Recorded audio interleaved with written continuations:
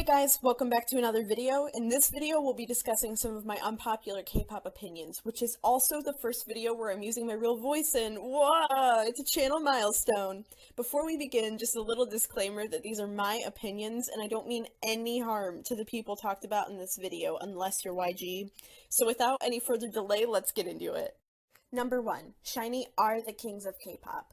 For a while now, I've seen debate about it being either Big Bang or SHINee, and personally, I think it's SHINee. While Big Bang definitely have a lot of skill and respect and plenty of amazing and well-known songs, in my personal opinion, SHINee have the better discography of the two, and also have more respect, especially after the scandal surrounding YG and Seungri.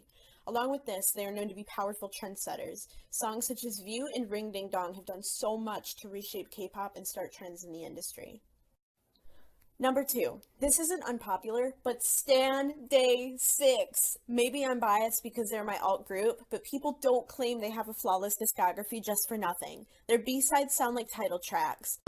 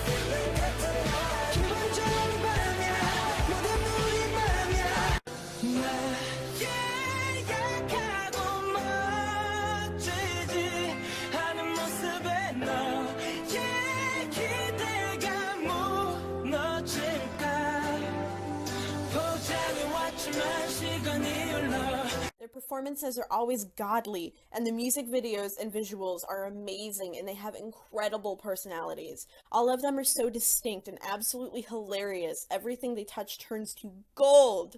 I'm telling you, you won't regret it. Stan Day 6 or Natural Selection will claim you. Number 3. NCT's unlimited member concept would have worked way better if it wasn't for SM's shitty management. We all know that SM is horrible at managing NCT, but if you were to take that out of the equation, NCT would be doing so well. But unfortunately, there's so many fan wars and arguments about the members and whether they're even in NCT. Not only does it scare away potential fans, but it also causes tension in the group itself. There's so many controversies and incidents where citizens have genuinely worried for NCT's health. It's absolutely disgusting. SM needs to stop overworking some members, give others a chance to perform for once, and stop sitting back and letting the group remain as it is, because if this keeps up, things will turn out badly. Number 4. K-pop merch is ugly! Now, I'm not talking about albums because those are entirely different. I'm talking about these musty, crusty, dusty-ass unofficial jerseys and Koreaboo-ass shirts that look like they were designed in MS Paint. Like, if I saw someone wearing something like this, I wouldn't go, hey, that's a cool shirt. I would run for my life. You'd think with how big of a fan base K-pop groups have that a sis could get some cool merch designs up in this neck of the woods, but I guess not. Number 5. Building off of this, I think a lot of K-pop light sticks are kind of boring. Not to say that they aren't pretty, but if you were to think about it, a lot of the designs are really similar. I know this is a weird thing to point out, but a lot of light sticks have the same ball-on-stick design, and I really want to see more unique stuff. For example, how the Blackpink light stick is a cute little hammer, and it squeaks. It's so cute. Or Icon's Combat. Look at how interesting and different it is. I want to see more light sticks that take an interesting approach. Number 6. Big Hit is not part of the big three, but there's a chance they will be at some point. This is especially true after all the drama surrounding YG and his groups. Maybe I'll be proven wrong by this new CEO, but even then, Big Hit's success is definitely some new competition for the big three, and if a company slips up, there's a good chance that Big Hit could take their place. We also have to consider how Big Hit only has 2 groups as of right now, and if they want to stay on top, they should probably get over their girl group grudge and debut a girl group, but that seems really unlikely. Honestly, there's a lot to take into consideration, but I'm just excited to see how it turns out. Number 7, Pentagon's reputation wasn't ruined by Edom's dating scandal. I've seen people claiming that after Edom was kicked out of Pentagon, that Pentagon's reputation was ruined, and that just isn't true. The only people I've heard say that are the ones who don't stand Pentagon. Universes are loyal and love Pentagon just as much with or without Edom. Although we still wish he was in the group, I haven't seen anybody unstand them because of it. Number 8. Some of 17 and GOT7 songs are forgettable, but that doesn't mean they're bad. I love and stand both groups, but a select few of their songs just aren't catchy. This isn't bad, as I honestly can't think of a single 17 or GOT7 song I don't like. This is just something I've noticed after a while of listening to them. Number 9. Dala Dala was an okay song, but the video was ugly. People either loved or hated this song when it came out. Now people adore it, but I've always kind of been pretty indifferent about it. The video, however, it's so bad. The colors are really ugly and it looks like it was ripped straight from 2013 and given a makeover by a 4-year-old. It's just, it gives me a headache. I don't like it, but the song is pretty okay. Number 10, Side Effects by Stray Kids was awesome, and you guys are all just lame. Y'all are quick to hate any group who doesn't follow the same repetitive trends, so when Stray Kids breathe, y'all are ready with pitchforks yelling about how their music is just noise and there's no substance to it. Their lyrics are so powerful and meaningful, but of course you guys can't see that, can you? Anyone who doesn't conform in K-pop is suddenly Satan, and I'm getting really sick of people hating on a genuinely talented and unique group.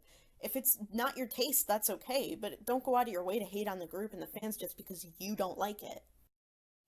Number 11. This isn't really unpopular, but please put Dang on Spotify. Actually, all of BTS's SoundCloud music. It's so good. Everybody loves it. There's no reason for it to not be on Spotify. Big Hit, I am begging you, put Dang on Spotify.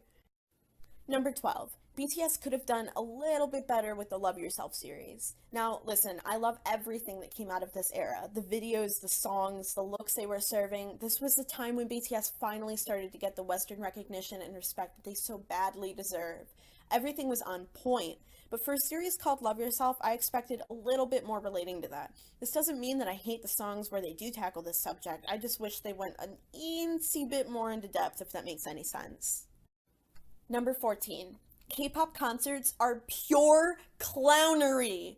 If you're like me and you live in Ohio, home of corn and Republicans, or any forgotten state or country actually, you know the struggle of missing out on concerts or having to grab Pa's old knapsack and trek across mountains and valleys just to see our groups perform. I understand that groups need breaks and it takes a lot to go on tour, but are you really gonna tell me that they can only perform in the same 3 places every time they go on a world tour? At least switch it up. Go somewhere new. Give opportunities to fans who don't live near popular cities. The world is a big place. There's a lot of options. I promise you. Number 15. The bandwagon hate on Blackpink needs to chill out. It started out as people giving innocent criticism and it spiraled into what it is now. The whole situation with Jennie only made things worse.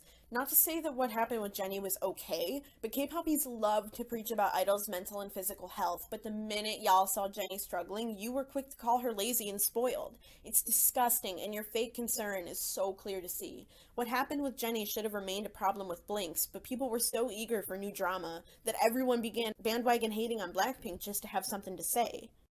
Number 16. We're about to get real controversial here, folks. I love it when boy groups do cute concepts. People try saying how cringy it comes off, but I honestly just don't see it. I think the style is really fitting for tons of groups, and there's a lot of variety between concepts, even if they're under the same umbrella term. Lots of good songs come from these eras, and I really wish boy groups would try it more often. So, those are all my unpopular opinions for today. If you agreed, that's great, and if you didn't, that's okay too. I'd love to discuss these with you, just be sure to be respectful in the comments. I have more opinions still, so if you'd like a part 2 of this, let me know. Thank you for watching, and I'll see you in my next video.